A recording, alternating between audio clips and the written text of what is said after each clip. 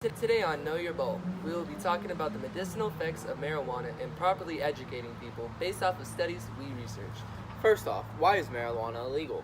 Well, illegal immigrants from Mexico began to come into the USA more rapidly. Many corrupt agencies worked together to criminalize pot. With a mix of racism, protection of corporate funds, and yellow journalism, marijuana quickly became slandered, talking about how it gave people superhuman strength and caused the people to go into a rage, stating that illegal immigrants would dope up your children.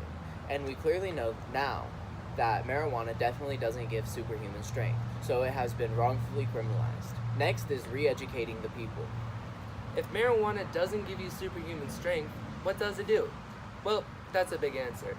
First off, seizures. Seizures are caused when the waves in your brain move in an irregular way, causing the brain to receive the signals improperly, which causes the body to spasm. Studies have been conducted on the effects of marijuana, specifically CBD oils, and how they treat epilepsy. But with a federal ban on the natural drug, it has been tough at the moment. Treatment for children 2 and up, as well as adults, can use cannabis to medicate for seizures. Next is PTSD. As a person who has had countless family members serve for our country, I see the effects it has on a person mentally. The training they must go through is rigorous, and the toll on their mind even more so, sometimes so badly that it becomes difficult to live. PTSD can occur anywhere, not just in soldiers, but students, grandparents, and even our children. But marijuana has been treating PTSD patients since the first test of CBD medically. Here we have a video of a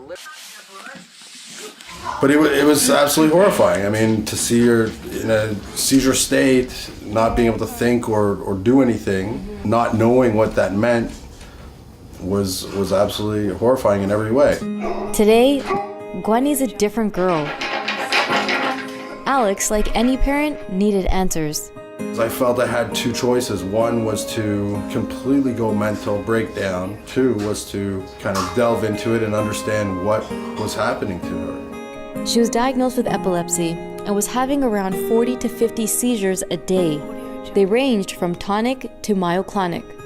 Even if she wasn't having a seizure we could see, she was having constant epileptic seizure activity in her brain. Called subclinical seizures. Because of the frequency, these are the ones that could cause brain damage.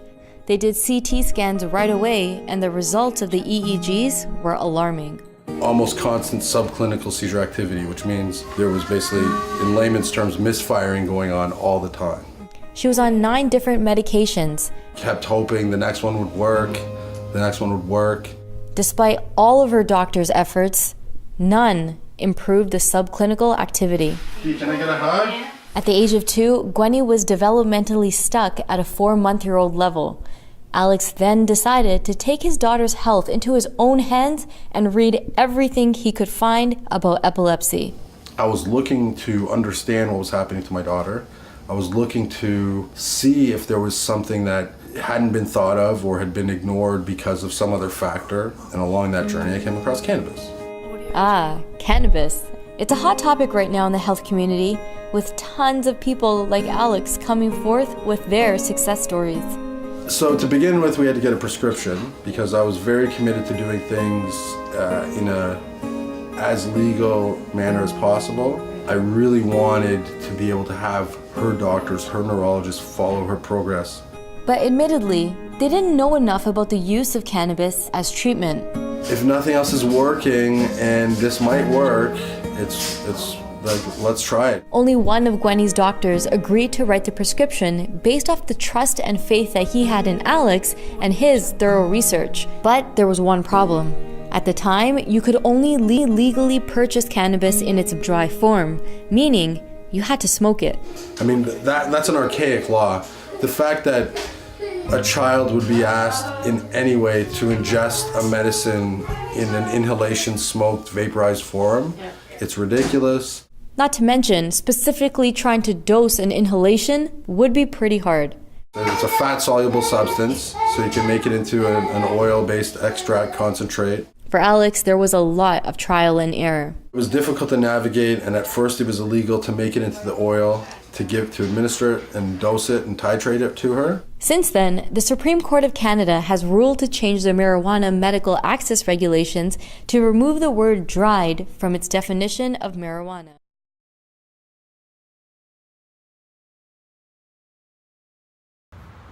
The medicinal uses are endless. Marijuana even helps delay cancer, but it brings more profit to medicate instead of alleviate, which brings me to our next topic, protection of corporate funds.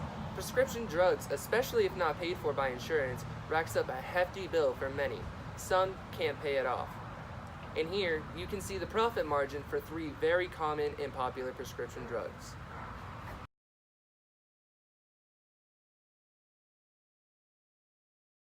The profits are pretty much half of the payment.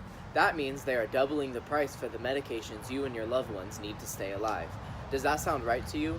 That has been the main obstacle in legalizing marijuana. Pharmaceuticals profit so much for the prescriptions that don't work.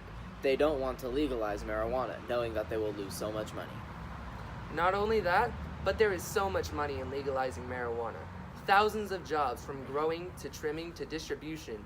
Marijuana would pump the economy. You can use it to make clothing, wax, any kind of food, and it only takes a few months to grow. It is a highly renewable source, meaning we can make a lot of it.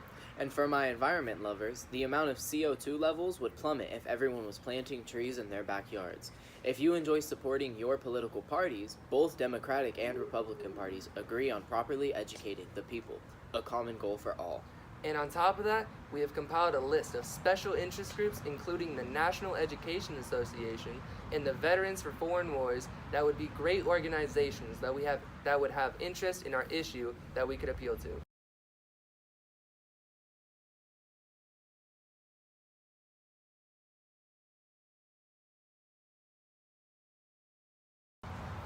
In this battle to legalize a natural plant that has helped millions, it is the people versus the government. For once, the people have a common goal, so let's stand up and prove that we won't be taken advantage of with sleazy propaganda tricks and try for the betterment of our people.